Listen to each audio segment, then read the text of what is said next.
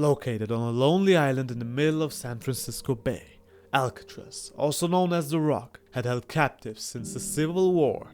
But it was in 1934, the high point of a major war on crime, that Alcatraz was refortified into the world's most secure prison. Its eventual inmates included dangerous public enemies like Al Capone and George Machine Gun Kelly. In the 1930s, Alcatraz was already a forbidding place, surrounded by the cold and rough waters of the Pacific. The redesign included tougher iron bars, strategically positioned guard towers, and strict rules, including a dozen checks a day of the prisoners. Escape seemed near impossible. Despite the odds, from 1934 until the prison was closed in 1963, 36 men tried 14 separate escapes. Nearly all were caught or didn't survive the attempt. The fate of 3 particular inmates, however, remains a mystery to this day. Here is their story.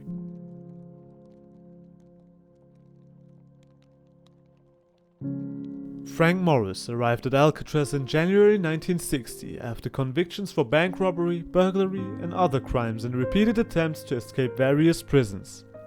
Later that year, a convict by the name of John Anglin was sent to Alcatraz, followed by his brother Clarence in early 1961. All 3 knew each other from previous stints in prison. Assigned to adjoining cells, they began hatching a plan to escape. Morris, known for his intelligence, took the lead in the planning.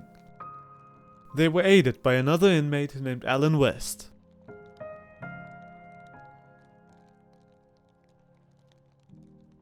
On June 12, 1962, 3 convicts were not in their cells: John Anglin, his brother Clarence, and Frank Morris.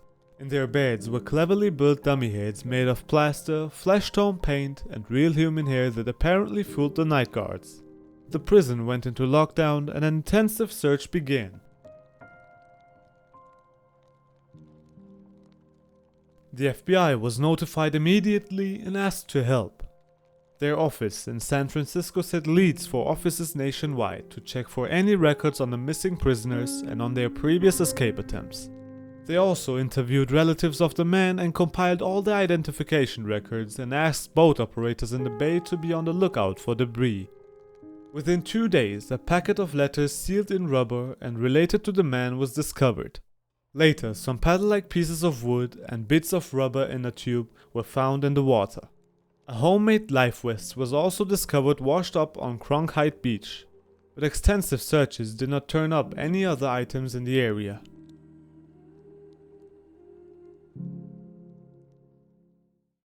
As the days went by, the FBI, the Coast Guard, prison authorities, and others began to find more evidence and piece together the ingenious escape plan. The FBI was aided by inmate Alan West, who didn't make it out of his cell in time and began providing them with information. Here's what they learned. The group had begun laying plans the previous December when one of them came across some old saw blades. Using a homemade drill made from the motor of a broken vacuum cleaner, the plotters each loosened the air vents at the back of their cells by painstakingly drilling closely spaced holes around the cover so the entire section of the wall could be removed.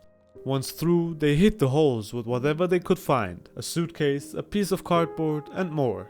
Behind the cells was a common, unguarded utility corridor. They made their way down this corridor and climbed to the roof of their cell block inside the building, where they set up a secret workshop. There, taking turns keeping watch for the guards in the evening before the last count, they used a variety of stolen and donated materials to build and hide what they needed to escape. More than 50 raincoats that they stole or gathered were turned into makeshift life preservers and a mini rubber raft.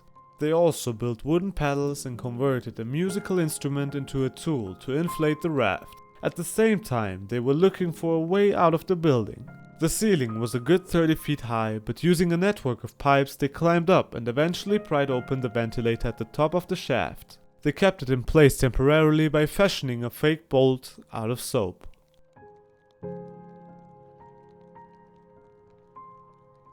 On the evening of June 11th, they were ready to go.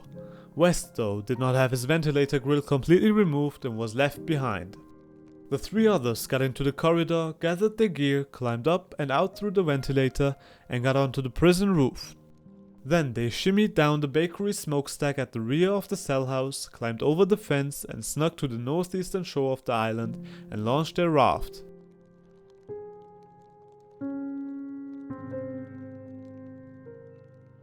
What happened next remains a mystery. Did they make it across the bay, get to Angel Island and then cross Raccoon Strait into Marin County as planned?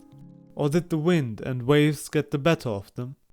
Plenty of people have gone to great lengths to prove that the man could have survived, but the question remains, did they?